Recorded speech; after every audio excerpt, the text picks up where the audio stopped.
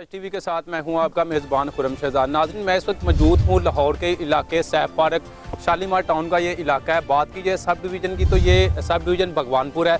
यहाँ पर 12 से इलाका सैफ पार्क मौजूद हैं। इस गैर एलानिया लोड शेडिंग के हवाले से और वापदा अहकाम के हवाले से मकीनों से बात करते हैं कि इस गर्मी के माहौल में उनका क्या कहना है। रात भी लाइट को नहीं आ रही, सवेर 12 बजे लाइट गई, अजे तक लाइट नहीं आई। छोटे छोटे बच्चे बलग गए ने, परेशानी का आलम एडा बनया है कि केड़ा इंतहा ही नहीं। कुछ खुदा का खौफ खाओ, कुछ खुदा का खौफ खाओ, वापदा आलियो कुछ खुदा का खौफ खाओ। जनाब 12 बजे दोपहर 12 बजे गई, अजे तक लाइट नहीं आई। रात भी जो लाइट गई आ 4 बजे गई लाइट, रात 10 बजे लाइट आई। जनाब कंप्लेन वगैरह की, कंप्लेना वगैरह की ने, दफ्तर बंदा को नहीं, कंप्लेन सुनते को नहीं दे। आ रहे हैं तो जा रहे हैं, आ रहे हैं तो जा रहे हैं। यह इन्होंने हाल कर छड़िया वापस वाले ने। क्या हुकूमत से अपील हुकूमत से अपील करते हैं कि ये लाइट सही करे। अस्सलाम वालेकुम जी। 4 घंटे से लाइट की हुई है, डेली का काम है इनका। वापटा वालों का बिल इतने भेज देते हैं, आवाम का इनको पता ही कोई नहीं। आवाम यहाँ आवाम गरीब आवाम से सारे पसीने हुए हैं, जिसकी वजह से बहुत मसला बन रहा है।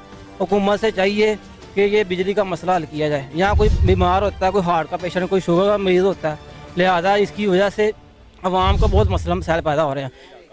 अहले इलाका सुकनार मोहल्ला इस्लामपुरा है, लिहाजा हुकूमत से अपील है कि ये बिजली का मसला हल किया जाए। हमारा बहुत मोहल्ले का ट्रांसफार्मर भी ख़राब है। वापता वाले के पास जाते हैं, कहते हैं जी यहाँ आदमी कोई नहीं है।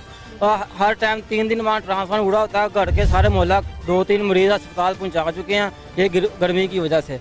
लिहाजा ट्रांसफार्मर हमें नया अच्छे वाला ट्रांसफार्मर एक की बजाय एक स्पेयर यहाँ लगाना चाहिए कि हमारे मोहल्ले को इस्लामपुरे को मसला हल किया जाए और इनके लिए बेहतरी मामला हो।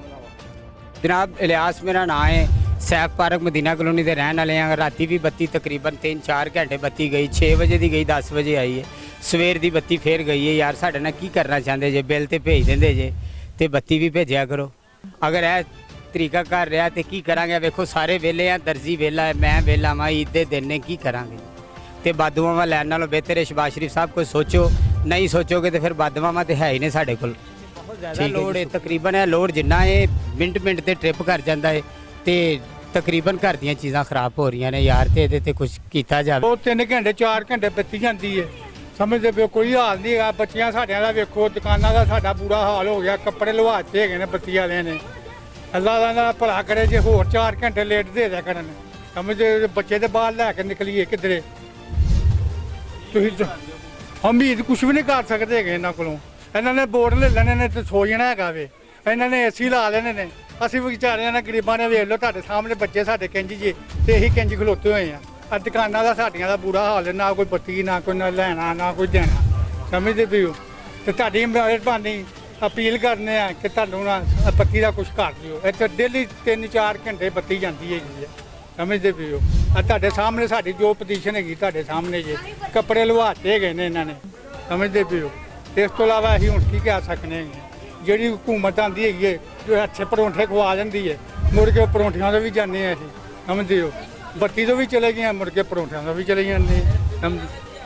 हाँ जी बमार तो तुसीं वेख लो। अल्लाह माफी कुछ कोई लैना ना कुछ देना, उन्होंने तो कोठे से भी नहीं, बाहर भी नहीं बहन गली च बहाल लगती है। जो हाल है साडा इन्होंने किया।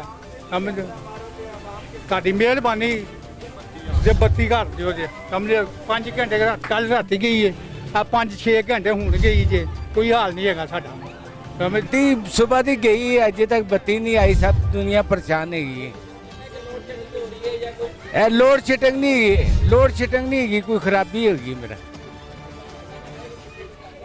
जी नाज़रीन, आप ये देख सकते हैं कि लाइट ना होने की वजह से ईद के दिन है और जानवरों के लिए जो चारा है वो जो ये लाइट के ऊपर ये मशीन चलती है तो ये चारा जो है ना यहाँ पे काटा जाता है। आप देख सकते हैं कि यहाँ पर अपनी मदद आपके तहत हाथ से ये जानवरों के लिए इस गर्मी के मौसम में चारा काटा जा रहा है। तो अहले इलाका भगवानपुरा का ये कहना था कि हमारी दाद रसी कीजिए और इस गर्मी के दौर के अंदर वक्त पर ख़त्म किया जाए और लाइट बहाल की जाए। हाँ वे लो जानवर पट्ठे कुतरते पे, तुहाडी मेहरबानी बत्ती खला दो, बड़ा परेशान। जी नाज़रीन, बात की जाए तो इलाके की तो ये इलाका सैफ पार्क है। यहाँ पे इलाका मकीनों ने हमसे बात की।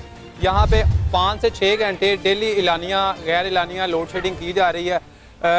लेस्को के काम की जानब को भी इन्होंने कई बार दरख्वास्तें दी हैं, मगर अभी तक इनकी दाद रसी को कोई भी अमला यहाँ पे नहीं पहुँचा। दूसरी जानब यहाँ पे इलाका मकीनों को ये कहना था कि इलाका सैफ पार्क में जो कि पूरे इलाके का लोड एक ही ट्रांसफार्मर पर है, और जिसकी वजह से डेली की बुनियाद पर लोगों के घरों की चीज़ें और झटके के 6 घंटे गैर इलानिया लोड शेडिंग की जाती है। अहले इलाका का ये कहना था कि हुकूमत और एक्सीएन भगवानपुरा SGO भगवानपुरा से ये रिक्वेस्ट की जाती है कि इस गैर इलानिया लोड शेडिंग को रोका जाए, बिजली की जो सप्लाई है उसे बर वक्त चालू किया जाए। कैमरामैन मोहम्मद यासिर के साथ खुरम शहजाद, सच TV, लाहौर।